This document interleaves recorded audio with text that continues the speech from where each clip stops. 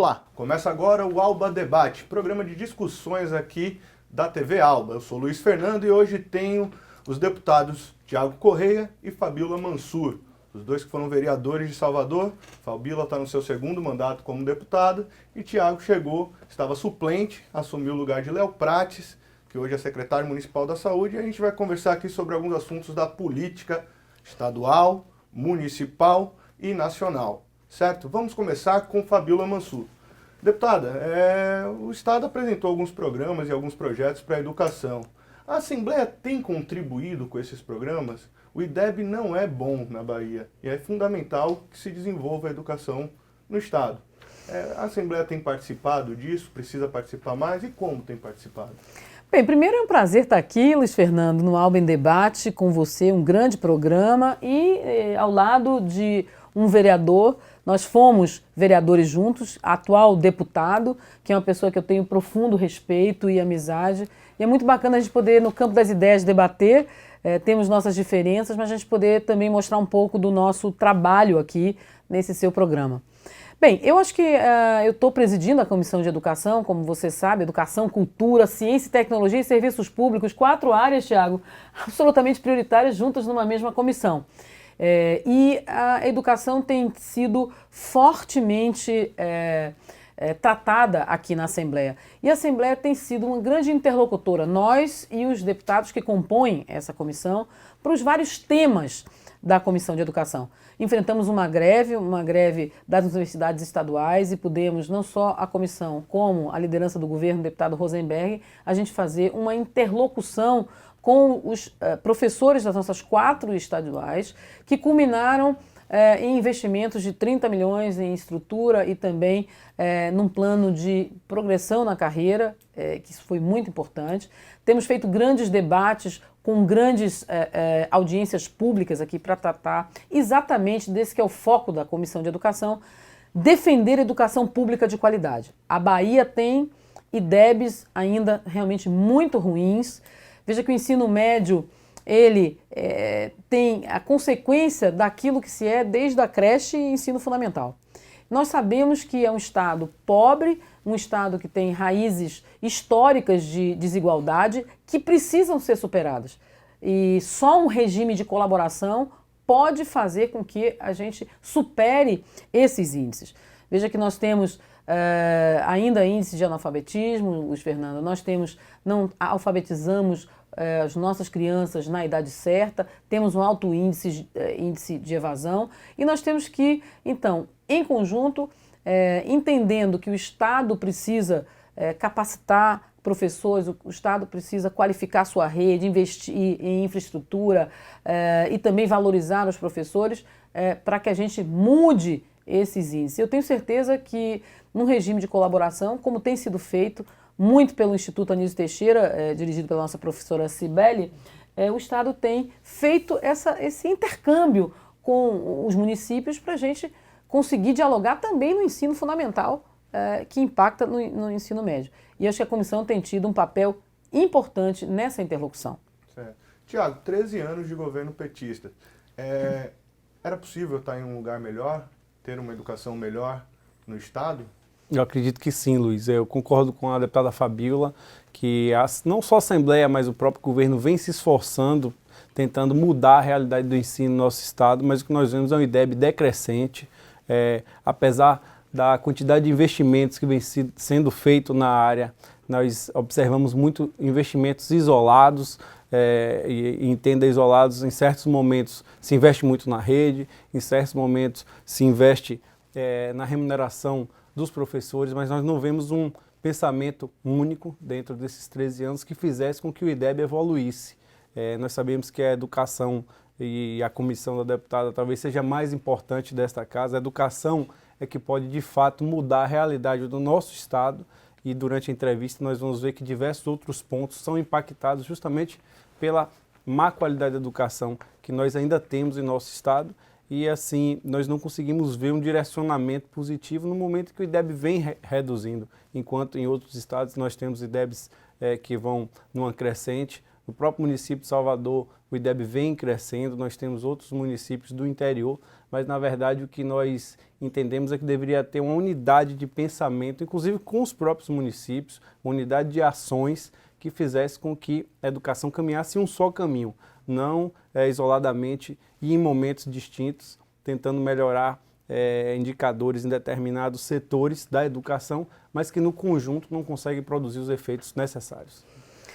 Na verdade, só pontuando aquilo que o deputado Tiago falou, na verdade nós não temos políticas isoladas, na verdade nós temos políticas de valorização de professores, contratação, por exemplo, de coordenadores pedagógicos, concurso público para professores, que tem sido feito no governo Rui Costa, investimentos robustos em tecnologia, em fomento não só de ciência e tecnologia, mas bibliotecas, quadras esportivas, projetos para a inclusão da nossa juventude, só de projetos, nós temos o projeto Primeiro Estágio, Partiu Estágio, projeto Primeiro Emprego, mas como eu digo, isso não é uma coisa de governo de 13 anos.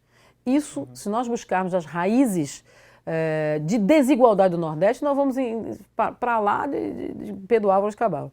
Inclusive, se a gente for colocar aqui em governos, a gente não vai fazer essa antítese, eu e Tiago, a gente é bem propositivo, mas o governo carlista, o governo carlista, o maior índice de analfabetismo era nesses governos. Nós tivemos uma progressão da escolaridade, da inclusão de meninos em escolas que, na verdade, você tinha... Hoje, o seu problema não é da matrícula, nós tínhamos a ausência de matrícula, nós tínhamos a impossibilidade de sequer um menino nascia na periferia de uma grande cidade ou nascia na zona rural, ele não tinha matrícula para ser ofertada. Hoje, na verdade, nós não temos problema da quantidade, mas sim da qualidade. E aí é que eu digo, nós fomos vereadores, nós tínhamos aqui um déficit de creches de mais de 80 mil vagas, né? Enquanto ali a gente, já na gestão do João Henrique, eu não era vereadora, na gestão do prefeito ACM Neto, nós queríamos, e todos nós, inclusive que a gente queria a construção de novas creches. Eu não tive a chance nos 2 anos de ver essas novas vagas, e sim, nós vimos um projeto, que foi o projeto Primeiro Passo, que dava R$50 a uma mãe por não ter a matrícula, que a gente não concordava com isso, porque o investimento era muito maior do que construir creches e capacitar professores. O que a gente tem é que dá a todos os brasileirinhos e brasileirinhas, e baianinhos e baianinhas, e soteropolitanos e soteropolitanas, a chance de, ao nascerem, e veja que uma criança ao nascer, até os 2 anos, está formando seu caráter, de 2 a 6 anos é importante essa fase de aprendizagem. Então, tem impactos. Eu acho que são soluções múltiplas. Eu acho que o governo vem fazendo investimentos, o secretário Jerônimo vem fazendo investimentos em capacitar a rede, em fazer concurso público, em criar infraestrutura. Mas eu acho, deputado Tiago, que nós temos que juntos, isso a gente concorda, compartilhar as decisões, regime de colaboração, inclusive previsto na Constituição. Eu não sou daquelas que acham, não, olha, ensino médio é com o Estado, o fundamental 1 e 2 é com os municípios. Não dá conta. Nós temos que cuidar, por exemplo, tem muitas coisas que são comandos triplos. Nós temos que, o Fundeb, que é o Fundo de Desenvolvimento da Educação Básica, está ameaçado se não tiver uma votação até esse ano, porque em 2020 acaba e o Nordeste vai se sentir sobremaneira. Sim. Nós temos que cuidar de universalizar a qualidade da educação com mais investimentos e não a redução de investimentos federais, como nós tivemos, que impactou recentemente, o ministro Weintraub cortou até verba para livro didático, que tenho certeza que o deputado nunca concordou e aqui sempre teve posturas muito corretas.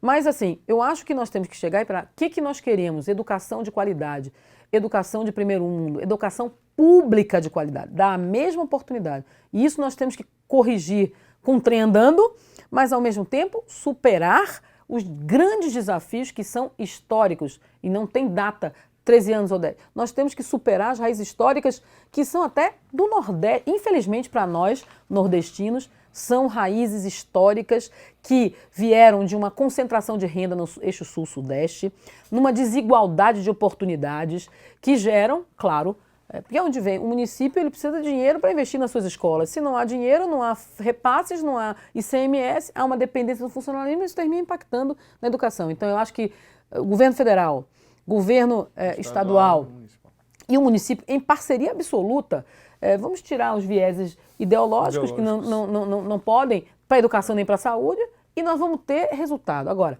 Na educação, a gente não pode esperar pontualmente ver uma fotografia ao invés de um filme. Nós temos que ver um filme. Então, o filme é o foco. Se o IDEB não está bom, e não está, de fato, não está, o que nós fizemos de errado? Que modelos nós podemos ter para melhorar? Só para passar para o Tiago também, para que ele possa falar. Não é importante que neste filme se tenha delineadores, pontos, porque assim, querendo ou não, embora o recorte de 13 anos seja até uma injustiça devido à história, mas são 13 anos, gente. A gente está na verdade, para Luiz, mais de uma década e que é preciso mudar os indicadores históricos, ainda que seja feita uma força conjunta. Não é por aí, deputado? O que nós vemos na educação é uma revolução na educação em todo o mundo, principalmente diante de todas as tecnologias que vêm chegando, os sistemas de ensino, e não só na educação, mas em todos os setores. E nós entendemos que o setor público é o que é o por último impactado, é o que muda por último, e a educação pública é uma tristeza, com certeza vai ser o último sistema educacional dentre os colocados que vão mudar. Isso é fato, não só a educação pública, mas todos os sistemas de gestão pública são os últimos a mudar, inclusive no nosso próprio sistema político, devido à burocracia, devido a toda a lentidão das mudanças. Mas partindo do pressuposto desses indicadores que você coloca, que devem ser observados durante esse filme, realmente nós temos problemas históricos na Bahia, mas é uma opinião minha, eu acredito que quando você chega e a casa está muito desarrumada, o sistema está muito ruim, é mais fácil você conseguir produzir efeitos positivos do que se a casa estiver arrumada. Ao contrário, você pode até dar uma escorregada. E realmente, a Bahia historicamente tem todo um déficit educacional e eu acho que era fácil conseguir fazer uma mudança. Nós temos como exemplo o estado do Ceará, que hoje é um exemplo para todo o Brasil, um estado nordestino, mais pobre que a Bahia, que conseguiu implementar um sistema que elevou o seu IDEB e é o índice principal, o principal índice utilizado para analisar a qualidade do ensino. E o que me preocupa na Bahia justamente é esse IDEB vindo uma decrescente. A gente não conseguiu nem estacionar, o IDEB vem diminuindo e o que nós vemos nos últimos anos é uma alternância de secretários e, como eu falei, não há uma linha que está sendo seguida. A todo momento muda, vem para um lado, vem para o outro. A gente concorda que teve muito investimento, mas quando eu falo de investimento isolados, eu digo em setores da educação isolados, porque cada secretário chega com a cabeça, chega com entendimento, não há um desenvolvimento de uma ideia macro. Então, se investe agora em professores, se investe agora em rede, se investe agora em sistema de ensino, não consegue se fazer um bolo, na medida que esses ingredientes vão chegando separadamente, em momentos distintos, e o resultado é esse, nós não conseguimos ter um IDEB que pelo menos mantenha uma linha, ou que era o ideal que viesse crescendo. A gente vai para o primeiro intervalo do nosso programa e voltamos já já com o próximo bloco ainda discutindo um pouco mais sobre educação. Vamos adentrar também esporte, segurança, saúde, tem bastante assunto para a gente conversar, não saia daí.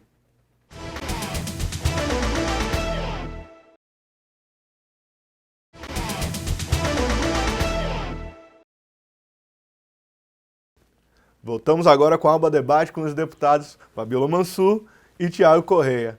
Tiago, vamos começar com você esse segundo bloco, perguntando para você o seguinte: por que o Brasil e a Bahia, obviamente, não consegue culturalmente desenvolver uma cultura esportiva dentro das escolas, que tenha um apelo popular, que faça com que as pessoas sigam isso e se apropriem disso, indicando profissionalismo dentro de diversas modalidades esportivas? Você consegue reconhecer, analisar as razões para que isso não pegue, não cole? Eu acho que primeiro o entendimento, no meu ponto de vista, do Brasil, é que o esporte é uma coisa supérflua. Você pode prestar atenção tanto no governo federal, ou nos governos estaduais, ou nos governos municipais. Em qualquer momento de crise, o primeiro orçamento que é cortado é do esporte. Então, não se dá a real importância ao esporte como é dado em outros países. Eu acredito que no Brasil nós temos um problema cultural forte, que é a presença marcante do futebol como principal esporte, e eu acho que o futebol consegue produzir os craques, consegue produzir uma motivação, vamos dizer assim, da prática do esporte sem precisar de investimento.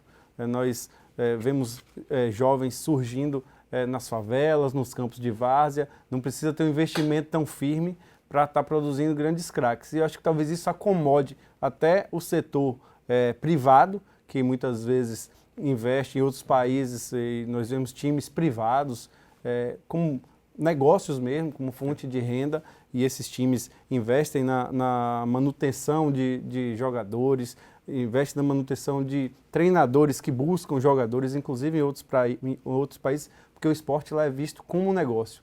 No Brasil, o esporte é visto como recreação, não é visto como negócio, não há esse viés econômico, financeiro que motive o setor privado a investir, a buscar, e o setor público assiste inerte, e o que nós vemos, inclusive, tanto no governo federal, quanto no governo estadual e nos governos municipais, é uma ausência de um investimento mais firme, um investimento mais a longo prazo nas práticas esportivas, principalmente nas práticas diferentes do futebol. Então, na verdade, os atletas no Brasil são verdadeiros guerreiros que praticam mesmo por conta própria, porque gostam e porque buscam incentivos de maneira própria, muitas vezes até deixando de buscar o governo, porque sabe que ali vai encontrar uma barreira um pouco difícil. Não seria interessante, Fabíola, para as escolas, inclusive para controle, qualidade de ensino, porque há exigências, modelos em que se exige desempenho escolar para se ter o desempenho esportivo também reconhecido.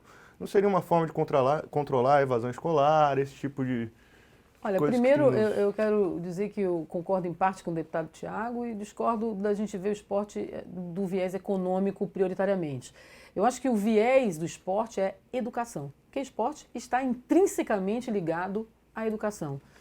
E, portanto, faz parte e deveria fazer parte da política educacional para você fomentar dentro das escolas, não só nas modalidades educação física, ou então pegar talentos dos campos de várzea, mas como forma de disciplina, de respeito, de saúde, e não é visto dessa maneira. Concordo com o deputado Tiago que não existe uma política de fomento ao esporte que seja robusta, deixando o protagonismo do futebol, porque nos nossos campos de várzea você já tem naturalmente aqueles talentos que mesmo assim, para serem descobertos, demoram uma vida. O que nós queremos é não ter exceções, aqueles heróis ou guerreiros, como ele falou, que sejam descobertos por seu talento absoluto.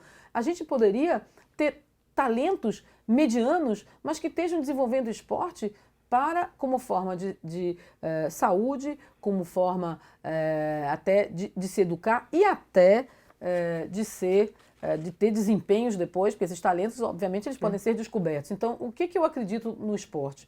Onde falha? As políticas de Estado e não políticas de governo. Essa, assim, não pode ter esse pincelado aqui e ali, a gente não pode, não dá o padrão, mas eu quero dizer que também o governo, o Estado, já puxando a brasa um pouquinho para cá, tem investido em quadras.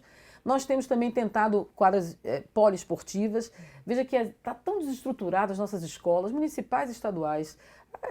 As quadras estão realmente muito ruins. O governador Rui Costa fez mais de 100 milhões na reestruturação de algumas dessas quadras. Nós temos aqui um esporte, pode ser a capoeira, que precisa de espaços menores. A capoeira poderia, a gente, claro, adequando a legislação dos mestres poderem estar nas escolas, podemos estar fazendo isso. Nós podemos estar desenvolvendo esportes regionalmente. Por exemplo, o Baitaba, nós temos um Isaquias, que foi por iniciativa própria, lá remando, sem condição alguma. Então, o que eu acredito que o esporte deve vir da base, da creche, deve ser um fomento até por saúde, por educação, devemos ter políticas de Estado para desenvolver, devemos ter condições financeiras de reestruturar, devemos ter condições para tentar encontrar os talentos, porque não que seja esse o objeto. Por que o futebol é assim? Porque há um interesse financeiro no futebol, mas em outras modalidades onde não há, eu vou dar um exemplo, com o futebol. Qual o interesse do futebol feminino? Agora está tendo um pouquinho, estamos tendo algumas árbitras, jogadoras, e tivemos seleção campeã mundial.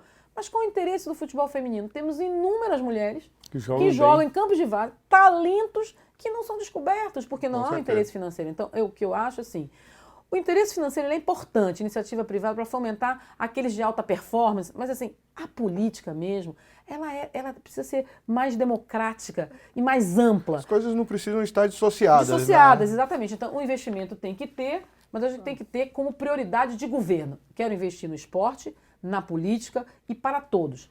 Identificando talentos regionais, identificando quais são as modalidades. Pode ser que num determinado lugar seja natação, no outro seja futebol, no outro pode ser tênis, né? São esportes considerados elitizados. No outro pode ser handebol, enfim. Eu acredito no esporte. Aliás, eu sou uma ex-atleta, viu? Digo ex porque dos meus quase 57 anos eu não tenho uma condição, e sendo deputada médica, a vida que já é um esporte. Esporte Thiago é perigoso. praticante. Esporte perigoso a política, né, Thiago? Mas eu fui atleta, joguei futebol feminino numa época onde era eivado de preconceito uma mulher jogar futebol.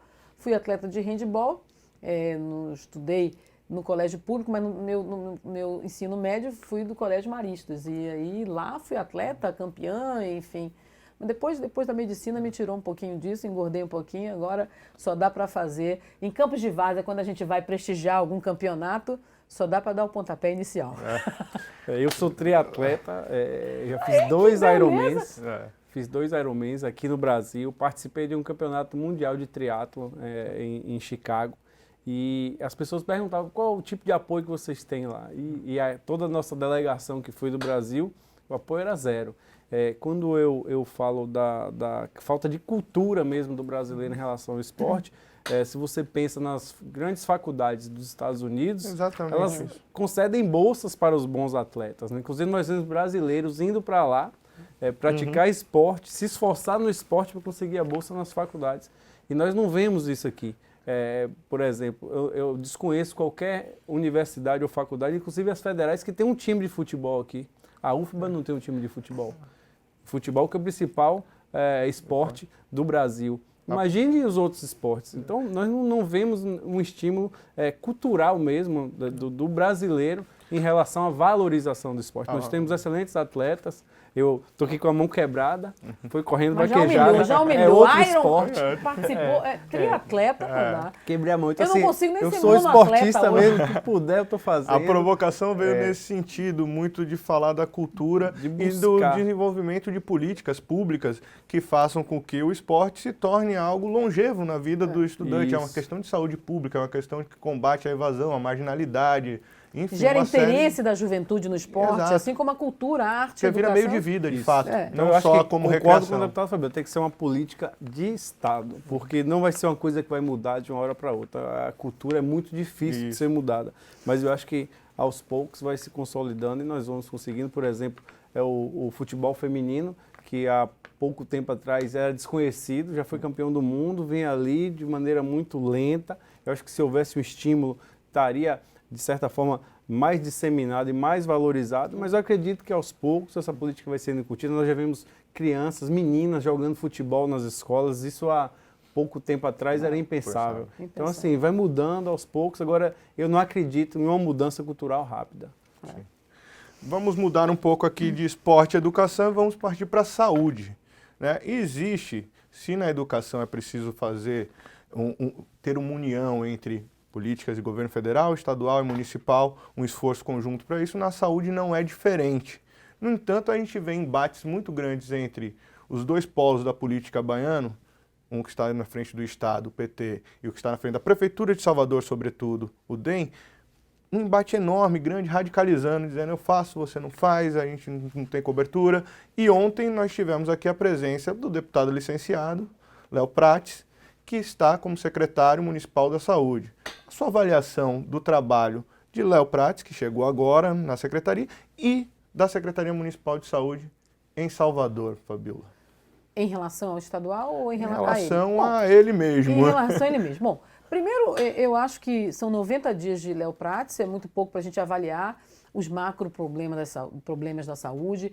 O que eu penso é que Léo, ele é extremamente capacitado, também foi meu colega vereador, é bem intencionado e tem uma coisa interessante. Nos primeiros 90 dias já veio aqui vamos dizer, sabatinado a convite do deputado Alan Sanches, que faz parte da Comissão de Saúde, da qual eu sou membro titular, para tratar da saúde em Salvador. E eu acho que, no seu primeiro momento, elogiou muito a parceria com o próprio secretário Fábio Vilas Boas. Então, o que eu penso é que é extremamente republicano, atual e vanguarda, ao invés de ficarmos colocando culpa no Estado, culpa no município, e deputado Tiago sabe, vocês também, eu nunca subi naquela tribuna para falar de forma apenas crítica, sem apresentar soluções de algum problema da saúde. Nós sabemos que Salvador tem baixa cobertura da atenção básica, mas nós não podemos olha, tem que fazer parte da solução.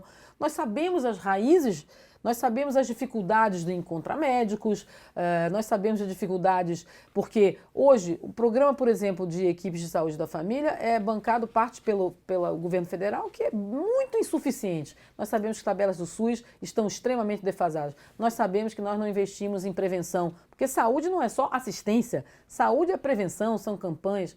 Nós sabemos também, da mesma maneira que tem baixa cobertura em Salvador, que eu quando assumi vereança, era 18% da cobertura de Salvador, isso está em 38%, que ontem foi apresentado 49%, não importa.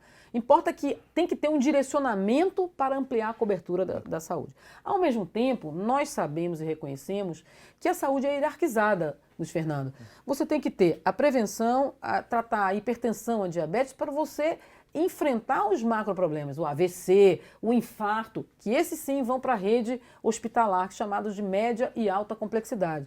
Sabemos que nós temos subfinanciamento do SUS, saúde, dever do Estado, direito de todos, mas com subfinanciamento, ainda com retirada de investimentos, a PEC do teto dos gastos, a gente sabia que ia impactar na saúde. Nós temos a saúde contingenciada. Nós temos as pessoas adoecendo mais, pessoas mais longevas, mas com doenças que convivem ao mesmo tempo com o retorno de doenças tropicais. Olha, sarampo voltando, dengue, zika, e com doenças degenerativas por conta do envelhecimento natural da população, com os grandes acidentes de trânsito, que hoje 30% da verba do SUS vai para acidentes de trânsito, impactando nas emergências, e convivemos com câncer. Então, nós temos que ter regime de colaboração também Estado, municípios. E temos que reconhecer, parte a parte, os esforços que fazem. Quero aqui reconhecer o esforço do nosso governador Rui Costa e do secretário Fábio em ampliar a cobertura hospitalar, e foram novos hospitais, regionalizar a política de saúde, porque havia uma dependência gigante de Salvador, impactando inclusive nas contas da prefeitura, mas havia o sofrimento da população que tinha que viajar quilômetros para vir fazer um tratamento de hemodiálise, de câncer. Então, as policlínicas que conseguiu fazer exames especializados, 19 consultas de especialidades diferentes, exames específicos, tomografia e ressonância. Quantas vezes se demorava 2 anos numa fila para fazer uma tomografia, uma ressonância? Tá bom ou não tá? A saúde nunca vai estar bem. Regulação. Regulação tem sido feito investimentos para que a gente faça com que amplie-se o número de leitos. Porque o que é regulação? Eu não, em vez de dizer quem é que indica quem vai ser internado, quer dizer, uma escolha de Sofia, eu ter aquilo, olha, por critério de necessidade, isenção com neutralidade. Agora, eu não posso ter 1000 pacientes precisando de leito de emergência, de UTI, e só ter 100.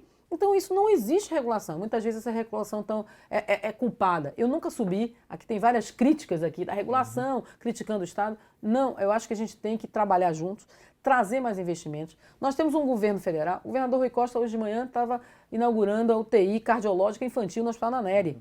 Exatamente onde são os grandes gargalos. Então, são leitos novos de UTI, leitos novos de emergência, mas as doenças estão aí. Sim. E pense, só para terminar, que esses novos leitos que foram habilitados nesses 4 anos, que foram construídos, não foram habilitados, na sua maioria, pelo governo federal. Isso sim é fazer da saúde uma politicagem. E eu acredito que a parceria entre o governo do Estado, os 2 secretários dialogando, como foi ontem, Tiago oportunamente esteve lá, eu acho que é importante, porque a gente fazer gestão de recurso pouco para uma demanda crescente, A demanda da população é infinita, mas os recursos são finitos. Então, o que eu vejo é muito positivo. Vejo o Léo animado, vejo o Léo, que é uma pessoa inteligente, articulado com o secretário, vejo o Léo tendo uma visão de auxílio mútuo e a gente enxergar quais são os problemas para a gente se ajudar. Porque, no fim, o que a gente deseja, saúde de qualidade para a população.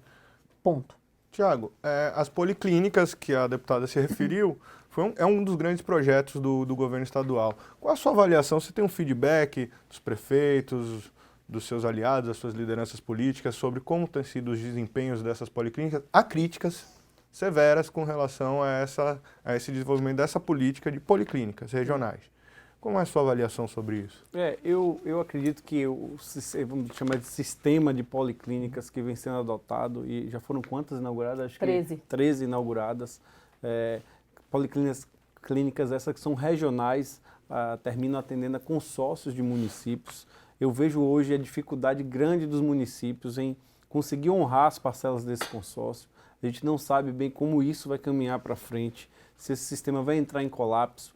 O custo é muito alto, os municípios não faziam uma série de atendimentos e exames, como foi colocado pela deputada aqui, não porque não queriam, mas justamente porque os recursos são finitos, como a deputada falou, e os municípios não tinham condição de arcar. O que nós vimos era a capital sofrer muito, tanto os hospitais estaduais quanto os municipais, toda a rede, porque qualquer problema de saúde um pouco mais grave, de qualquer paciente do interior, ele entrava num carro, não entra ainda, né? E vem para Salvador. Nós temos relatórios... Mas bem menos, né? Mas temos relatórios tanto dos hospitais estaduais quanto dos municipais. A frequência de pacientes do interior é muito grande, é assustadora, é inimaginável a quantidade de gente que busca o acesso à saúde na capital, impactando diretamente no atendimento dos hospitais estaduais, do Hospital do Subúrbio, do Hospital Roberto Santos, como também dos hospitais municipais, dos postos de saúde municipais e do Hospital Único Municipal que a gente tem hoje. Então a capital acaba pagando um preço muito caro, não só o poder municipal, mas o poder estadual também, tendo em vista que são diversos hospitais estaduais que estão hoje muito sobrecarregados, justamente pela incapacidade dos municípios em prover diversos serviços na área de saúde. Então, a gente torce para que as policlínicas deem certo, mas já existem relatos de municípios com dificuldade de honrar essas parcelas que cabe a cada um, que compete a cada um desses consórcios. Então, nós vemos com muita preocupação o funcionamento futuro dessas policlínicas, sem um aporte de recursos, talvez, que o governo do estado venha a ter que se comprometer futuramente, ou até o governo federal, para que elas não parem de funcionar. Eu acho que, assim, essa preocupação, ela é pertinente, porém eu quero tranquilizar o deputado Tiago Corrêa, porque assim como utilizamos até o próprio exemplo de Sobral, no Ceará, como um modelo de educação que deve sim ser copiado, que começou com o regime de colaboração na educação e demorou 14 anos para os índices melhorarem, é o que a gente está fazendo.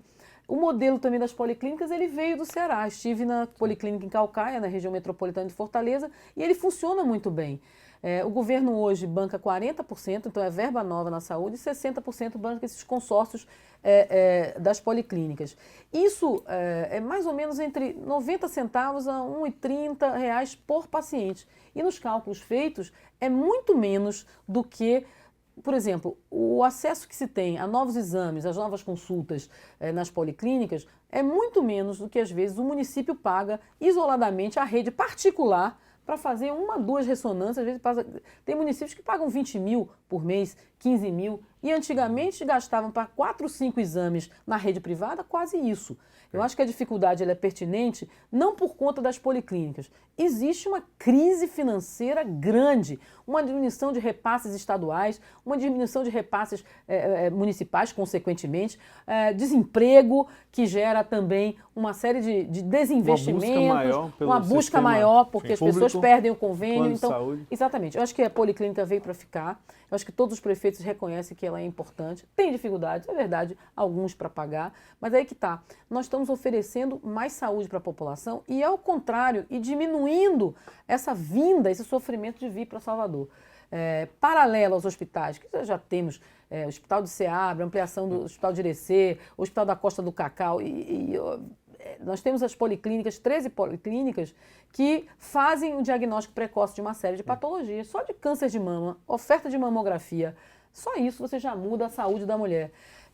Você tem tomografia, ressonância, então eu acho que veio para ficar. É importante regionalização, é importante política. O município faz um esforço para pagar, sim, mas está todo mundo satisfeito com isso. A gente espera ter 20 policlínicas, mais 7 até o fim dessa gestão. E eu tenho certeza que isso veio para ficar, assim como no Ceará. Isso é um sucesso e todo mundo fala muito bem. Vamos encerrar o segundo bloco agora e temos o terceiro, o bloco final, qual a gente vai discutir um pouquinho de transporte e vamos arrematar aqui os assuntos diversos. Até logo, fique aí.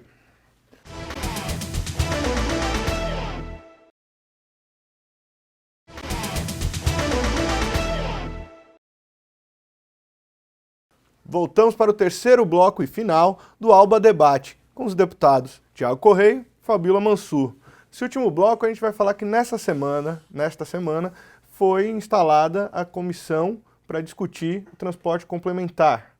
Né? Tiago faz parte da comissão, Fabíola foi proponente das discussões, acabou não entrando na comissão em si, mas está ajudando e colaborando e discutindo sobre o assunto. Queria saber qual a gravidade do problema, vou começar com Fabíola, depois Tiago fala sobre a gravidade e o que esses profissionais estão enfrentando hoje no Brasil com a nova legislação.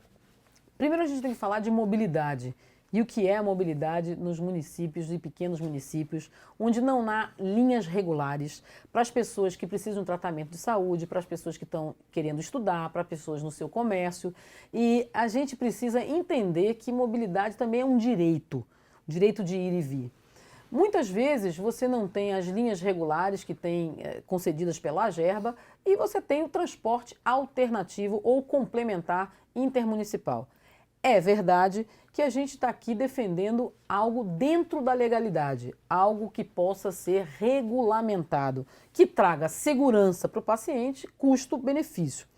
Mas muitas vezes, Luiz Fernando, você não tem a concessão dessas linhas que são absolutamente essenciais em tempo oportuno. Muitas vezes a concorrência das linhas regulares é desigual à concorrência.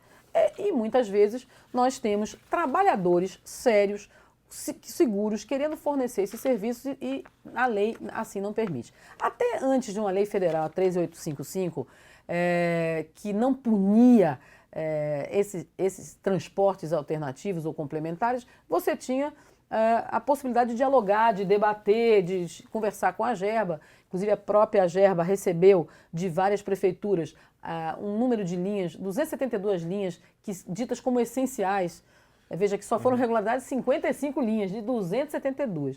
Mas com essa lei federal, que realmente pune trabalhadores, pune pessoas sérias, nós nos assustamos e fomos procurados, cada deputado foi procurado por cooperativas, por associações, por motoristas. Eu própria, a cooperativa de Irecê, um abraço aí para o pessoal de Irecê, Sávio, veio porque Irecê, vamos lá, nós temos mais de 20 municípios, não tem linhas, zonas rurais extremamente longe da sede, as pessoas não têm nem como pegar da zona rural para fazer hemodiálise. Então quem é que vai bancar isso?